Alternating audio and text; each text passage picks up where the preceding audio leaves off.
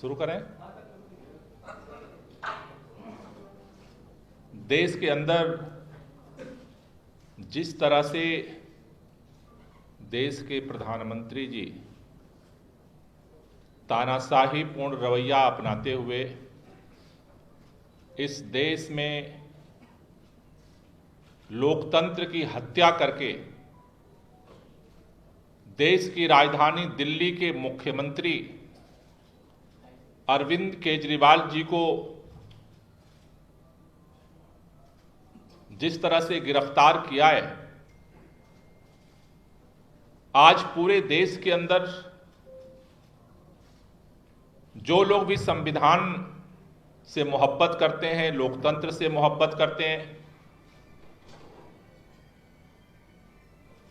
जो लोग इस देश की संवैधानिक संस्थाओं से मोहब्बत करते हैं, सभी लोगों के दिलों में आक्रोश है। और बात केवल अरविंद केजरीवाल जी की नहीं है। जिस तरह से पूरे देश के अंदर एक एक करके संपूर्ण विपक्ष को खत्म करने के लिए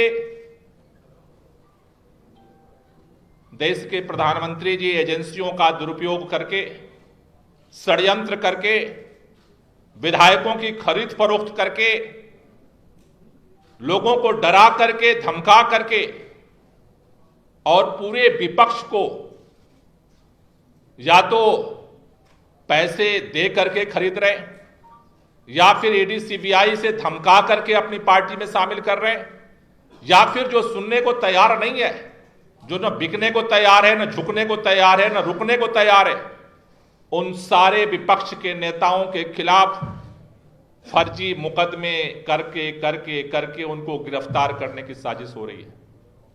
दिल्ली के मुख्यमंत्री माननीय अरविंद केजरीवाल जी की गिरफ्तारी से पहले हम सब ने देखा कि किस तरह से झारखंड के अंदर वहां के मुख्यमंत्री को गिरफ्तार किया गया। हमने देखा है कि किस तरह से देश के अंदर, चाहे पश्चिम बंगाल के मुख्यमंत्री हो ममता बनर्जी, चाहे वो बिहार के अंदर तेजस्वी यादव जी, चाहे वो देश के अलग अलग हिस्सों में इंडिया गठबंधन के जो नेता हैं, सबकी फाइलें फर्जी मुकदमे लगा करके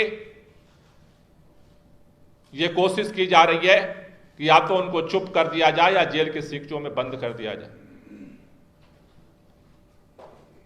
आज जब से अरविंद केजरीवाल जी की गिरफ्तारी हुई है, न सिर्फ आम लोग बल्कि पूरा विपक्ष एकजुट होकर के इस तानाशाही के खिलाफ खड़ा हुआ है।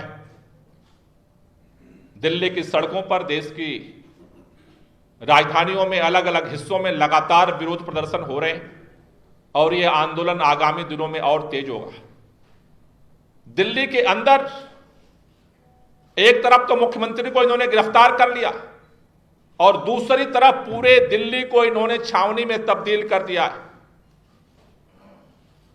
रात में मुख्यमंत्री जी की गिरफ्तारी हुई, जो भी विधायक, चुने हुए विधायक पहुंचे, उनको उठा लिया गया, गिरफ्तार कर लिया गया। सुबह सुबह विधायक, मंत्री मुख्यमंत्री जी के घर उनके परिवार के लोगों से मिलने पहुंचे, उनके परिवार को हाउस अरेस्ट कर लिया था, किसी को एंट्री तक नहीं दी गई। प्रोटेस्ट का काल था, आम आदमी पार्टी के कार्यालय को इन्होंने छावनी में तब्दील कर दिया। चुनाव आयोग कोड ऑफ कंडक्ट लागू किया हुआ है, ऐसे समय में एक राष्ट्रीय पार्टी के कार्यालय को सील कर दिया गया। वहां पर मैं प्रदेश अध्यक्ष हूं, मुझे जाने की अनुमति नहीं थी। हमारे किसी मंत्री को, विधायक को वहां नहीं घुसने दिया गया और जो भी वहां जाने की कोशिश किया, आईटीओ चौराहे पर बैरिकेड करके दिन भर गिरफ्तारी करते रहे। कल शहीदी दिवस था, शहीद आजम भगत सिंह, राजगुरु सुखदेव का बलिदान दिवस। शहीदी पार्क में वहां श्रद्धांजलि देने के लिए सबको मशक्कत करनी पड़ी और पंजाब के मुख्यमंत्री भगवंत मान जी वहां पहुंचे, तमाम मंत्री थे, तमाम विधायक थे, हमारे तमाम गठबंधन के नेता थे वहां। वो ऐसे बर्ताव किया जा रहा था जैसे हम अपराधी हों। हम उन शहीदों को श्रद्धांजलि देने आए जैसे हम अपराध करने आए। पूरे दिल्ली के अंदर लोगों को, एक तो आपने चोरी किया है और उसके ऊपर सीनाचोरी हो रही है। साथियों, भारतीय जनता पार्टी बार बार कह रही है अरविंद केजरीवाल को, विपक्ष के नेताओं को हम इसलिए गिरफ्तार कर रहे हैं कि उन्होंने भ्रष्टाचार किया है। उनके भ्रष्टाचार के आरोप की भी धज्जियां सुप्रीम कोर्ट के फैसले ने उड़ा दी है। जिस तरह से इलेक्टोरल बॉन्ड के चंदा चोरी का काला चिट्ठा आज देश के सामने खड़ा हुआ है, मुंह बाए खड़ा है, काला चिट्ठा सबको दिख रहा है। शराब घोटाला, शराब घोटाला, शराब घोटाला, शराब घोटाला। पिछले 2 साल से जांच हो रही है। कोर्ट पूछता है सबूत क्या है, कहते हैं कि मनी ट्रेल हम ढूंढ रहे हैं, ढूंढ रहे हैं, ढूंढ रहे हैं, ढूंढ रहे हैं। सीबीआई नहीं ढूंढ पाई, ईडी नहीं ढूंढ पाई, आईटी नहीं ढूंढ पाई। सुप्रीम कोर्ट के फैसले के बाद चुनाव आयोग की वेबसाइट पर जब लिस्ट डाली गई, उस लिस्ट में मनी ट्रेल सामने आया। घोटाला इधर हुआ और 60 करोड़ का money trail Bharatiya Janata party के खाते में पहुंच गया। शरद रेड्डी, जिसको इन्होंने पहले गिरफ्तार किया, उसके बाद उसको जमानत दे दी। 60 करोड़ रुपया इलेक्टोरल बॉन्ड के नाम पर जो है भारतीय जनता पार्टी ने अपने खाते में जमा कराए। मनी ट्रेल सामने आ गया, लेकिन अब सीबीआई बोल सकती है, ना ईडी बोल सकती है, ना कोई नहीं बोल सकता। और भारतीय जनता पार्टी के नेता चुप बैठे हैं। मैं कहना चाहता हूं कि अगर हिम्मत है तो बताओ ये भ्रष्टाचार क्यों किया। 8,000 करोड़ से ज्यादा रुपया हमारे कांग्रेस के साथी बैठे, खाते सील कर लिए। कांग्रेस पार्टी आज प्रचार नहीं कर सकती। और दूसरी तरफ चंदे के नाम पर 8,000 करोड़ रुपया वसूल लिया। ईडी सीबीआई से छापा मार मार के कौन सा लोकतंत्र स्थापित हो रहा है। इसलिए आज पूरा विपक्ष इकट्ठा हो रहा है, क्योंकि इस देश के सामने खतरा है। बात विपक्ष के नेताओं की नहीं है, बात मुख्यमंत्री की भी नहीं है, बात आम आदमी पार्टी की नहीं है, बात कांग्रेस पार्टी की नहीं है, बात इंडिया अलायंस की नहीं है, बात देश का है। अगर आज यह देश चुप रहा तो चुनाव के बाद अगर मुख्यमंत्री सरेआम गिरफ्तार हो सकता है तो इस देश के अंदर कौन अपनी आवाज उठा सकता है। अगर इतनी पुरानी पार्टी का खाता सील हो सकता है, हर व्यापारी जो इनको चंदा नहीं देगा जबरदस्ती उसका खाता सील होगा। हर देश का नागरिक का खाता सील करेंगे। जो बोलने की जरूरत करेगा जेल के अंदर बंद किया जाएगा। इस देश के अंदर ना तो कोई आंदोलन की गुंजाइश होगी, ना बोलने की गुंजाइश होगी। इसलिए इस तानाशाही के खिलाफ दिल्ली के अंदर जिस तरह से इन्होंने पुलिस छावनी बनाई है, इस लड़ाई को और तेज करने के लिए और व्यापक बनाने के लिए हम लोगों ने यह निर्णय लिया है कि 31 तारीख को रविवार के दिन 10 बजे पूरी दिल्ली रामलीला मैदान में इकट्ठा होगी। महारैली इंडिया गठबंधन मिलकर के महारैली 31 तारीख को 10 बजे रामलीला मैदान चलो का नारा गूंजेगा दिल्ली के अंदर। और न सिर्फ दिल्ली बल्कि पूरे देश के लोगों से मैं अपील करना चाहता हूं, जो लोग भी संविधान में विश्वास करते हैं, जो लोग भी इस लोकतंत्र में विश्वास करते हैं, चाहे वो राजनीतिक पार्टी के हों, चाहे सामाजिक संगठनों के हों, चाहे व्यापारिक संगठनों के हों, जो लोग भी इस मुल्क से मोहब्बत करते हैं, उन सबसे मेरी अपील है कि 31 तारीख को 10 बजे रामलीला मैदान चलो और इस देश को बचाने के लिए, इस तानाशाही को खत्म करने के लिए अपनी आवाज को हम वहां से बुलंद करेंगे और वहां से और मिल करके इस संयुक्त लड़ाई को और देश के अंदर आगे बढ़ाएंगे। हमारे बीच में इंडिया अलायंस के हमारे साथी कांग्रेस पार्टी के प्रेसिडेंट अरविंदर सिंह लवली जी हैं। मैं चाहूंगा कि वो अपनी बात रखें।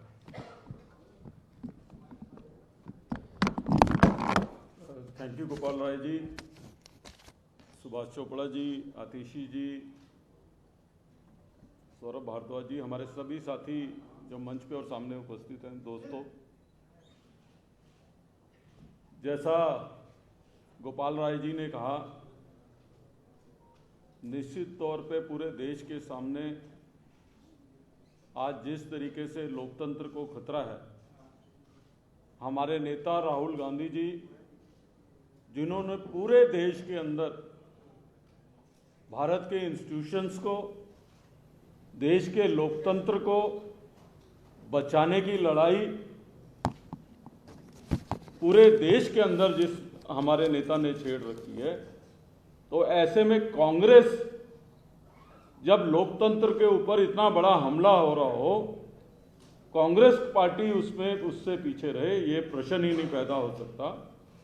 हम मजबूती के साथ इस देश के लोकतंत्र को बचाने की लड़ाई के साथ इंडिया गठबंधन के अपने सभी पार्टनर्स के साथ मजबूती के साथ कांग्रेस पार्टी खड़ी है। आज बहुत दुख और चिंता की विषय है, और ये दुख और चिंता केवल कांग्रेस के लिए, आप पार्टी के लिए और इंडिया गठबंधन के लिए नहीं है, ये तमाम भारतवासियों के लिए तकलीफ की बात है। नौजवान पीढ़ी के लोगों से, नौजवान पीढ़ी जो हमारा भविष्य है, उन लोगों से मैं विशेष करके ये अपील करना चाहता हूं। अभी जिक्र हो रहा था कि कल शहीदी दिवस था भगत सिंह जी का, राजगुरु जी का, सुखदेव जी का। इतनी कम उम्र में उन्होंने क्यों शहादत दी थी? महात्मा गांधी जी ने इस देश के नौजवानों को, इस देश की अधिकतर आबादी को लेकर करोड़ मरो का नारा किस लिए दिया था? वो इसलिए दिया था कि हम लोकतंत्र की खुली हवा में जो है सांस ले सकें, हम आज़ादी को महसूस कर सकें। आज जिस तरीके का माहौल आ रहा है, ऐसे माहौल की कल्पना तो महात्मा गांधी जी ने और भगत सिंह जी ने और बाकी शहीदों ने नहीं की होगी। लोकतंत्र के अंदर आप लेवल प्लेइंग फील्ड भी जो है चुनाव में विपक्ष के लोगों को नहीं देना चाहते, और उसके लिए आप कोई भी हथकंडा अपनाना चाहते हैं। आप देश की सबसे बड़ी ओपोजिशन पार्टी, सबसे पुरानी पार्टी के अकाउंट इलेक्शन से पहले सीज कर देते हैं, और आप इसे लोकतंत्र कहते हैं। आप चुने हुए मुख्यमंत्रियों को, चाहे हेमंत सोरेन जी हों, अरविंद केजरीवाल जी हों, चुनाव से पहले आप चुने हुए मुख्यमंत्रियों को कैद कर लेते हैं, उठा लेते हैं, उनको गिरफ्तार कर लेते हैं। आप किस तरीके का लोकतंत्र देश के अंदर बहाल करना चाहते हैं? इस लोकतंत्र से जो हमको रॉयलेट एक्ट की जरूर याद आती है, जिसमें नो अपील, नो वकील, नो दलील, इस तरीके का वातावरण जो है आज पूरे देश के अंदर जो है वो फैल गया है। हम किस ओर अपने देश को लेके जाना चाहते हैं? मैं तो अपने मीडिया के साथियों से भी कहना चाहता हूं कि जिस तरीके का माहौल चल रहा है, अगर ये माहौल कंटिन्यू रहा तो अभी तो आप कैमरा लेके भी हमारी बात सुनने आ जाते हो, तब कैमरा लेके भी चलने पे अनुमति होगी कि नहीं होगी, इस ओर हमारा देश बढ़ रहा है। तो इसलिए खाली हमारे लिए चिंता का समय नहीं है, आपके लिए भी सोचने का समय है। 31 तारीख को एक बड़ी रैली हम लोग जो है दिल्ली में करेंगे। इंडिया गठबंधन एक बड़ी रैली करेगा। इंडिया गठबंधन के तमाम घटकों के प्रमुख नेता जो है उस रैली को संबोधित करेंगे। ये रैली मात्र केवल पॉलिटिकल रैली नहीं होगी, ये रैली आह्वान होगी हिंदुस्तान के लोकतंत्र को बचाने की लड़ाई की। ये रैली आह्वान होगी इस सरकार के कुठाराघात के खिलाफ आवाज उठाने की। ये रैली पूरे देश में एक संदेश देगी कि देश के लोग, जिसके हमारे पुरखों ने जो है कुर्बानी दे के आज़ादी की लड़ाई लड़ी थी, उस पुरखों की कुर्बानी को, इनके मंसूबों को कामयाब नहीं होने देगी कि उन पुरखों की कुर्बानी जो है वो जाया जाए हिंदुस्तान के लोकतंत्र के ऊपर। क्योंकि दुनिया में एक तरफ आप मदर ऑफ डेमोक्रेसी कहते हैं इंडिया को, इसलिए पूरे दुनिया के अंदर जब अगर हिंदुस्तान में डेमोक्रेसी के ऊपर खतरा आता है तो पूरी दुनिया के अंदर हमारी साख के ऊपर धब्बा लगता है। हम इन लोगों को दुनिया के अंदर भारत की साख पे धब्बा लगने की इनके मंसूबों को कामयाब नहीं होने देंगे। और उस रैली में मैं भी अपील करना चाहता हूं तमाम, ना केवल कांग्रेस के कार्यकर्ताओं को, कांग्रेस के सिंपैथाइजर्स को, दिल्ली के लोगों को, कि तमाम एसोसिएशंस के लोग, RWAs, सोशल ऑर्गेनाइजेशन को आगे आके इस लड़ाई में अपना अपना योगदान देना चाहिए। बहुत बहुत धन्यवाद। हमारे बीच में सीपीआईएम के नेशनल सेक्रेटरिएट के मेंबर राजीव कुंवर जी हैं। मैं चाहता हूं कि वो भी अपनी बात रखें।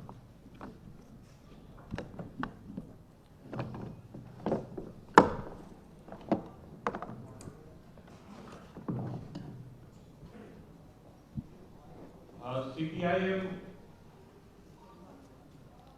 इमीडिएट जैसे ही अरविंद केजरीवाल जी को गिरफ्तार किया गया, हमने तुरंत इसकी निंदा भी की। और ये निंदा सिर्फ एक मुख्यमंत्री के गिरफ्तारी की बात नहीं है, बल्कि ये जनतंत्र पर, लोकतंत्र पर, जनवाद पर हमला है। और इस हमले में हमारी पार्टी पूरी तरह से इंडिया गठबंधन, अरविंद केजरीवाल या इस देश के किसी भी पार्टी को, के नेता को अगर इस तरह से गिरफ्तार किया जाएगा, चुनाव घोषित हो चुका है और उसके बाद इस तरह की कार्रवाई की जा रही है, इलेक्ट्रॉनिक बॉन्ड साफ साफ दिखा रहा है और उसके बाद इस तरह की कार्रवाई की जा रही है, एक साफ संदेश है कि ये तानाशाह एक इंच भी किसी भी विपक्ष को देने के लिए तैयार नहीं है।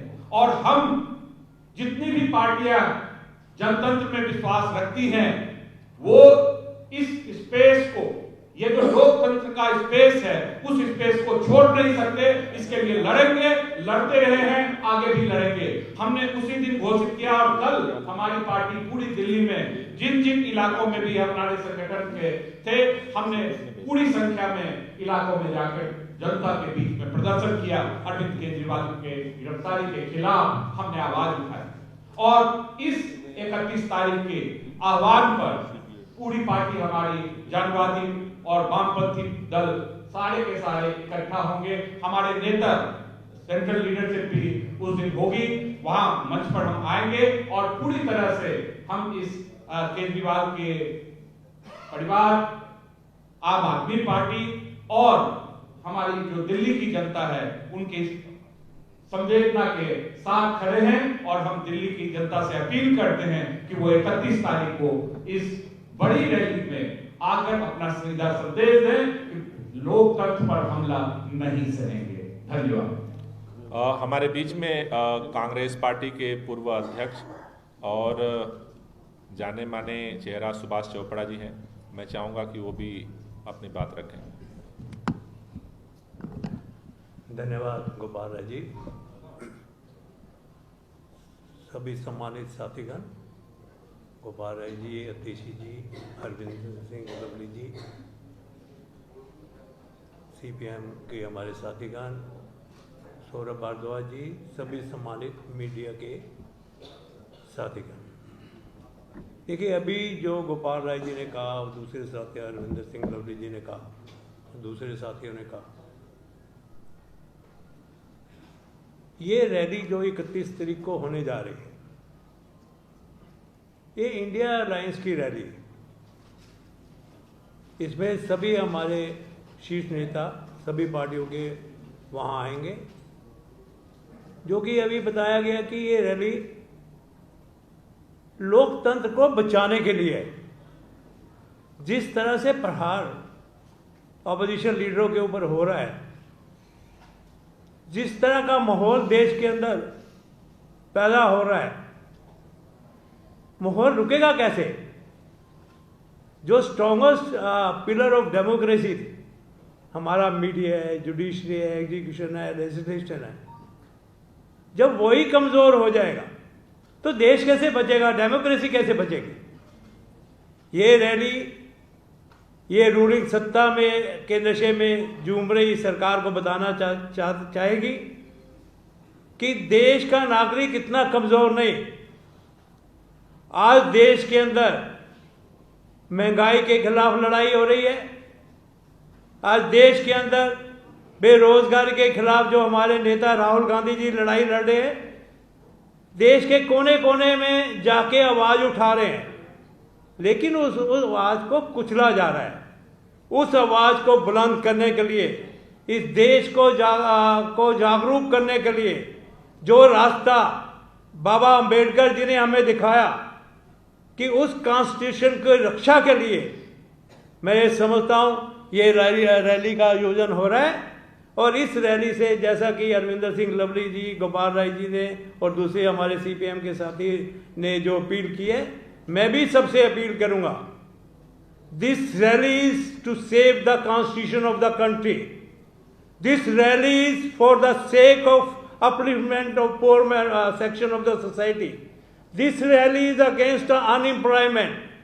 ये सारी की सारी चीज़ों को जोड़कर जो हमारे नेता जिस तरह से अत्याचार ऑपोजिशन लीडरों के ऊपर, जिस तरह मुख्यमंत्री के अरेस्ट का टाइमिंग देखिए कि व्हाट आर द टाइमिंग्स, उधर आचार संहिता चालू हो गई, उधर आपने मुख्यमंत्री जी को अरेस्ट कर लिया, शिबू सोरेन जी को अरेस्ट करने की इलेक्शन आने वाला है।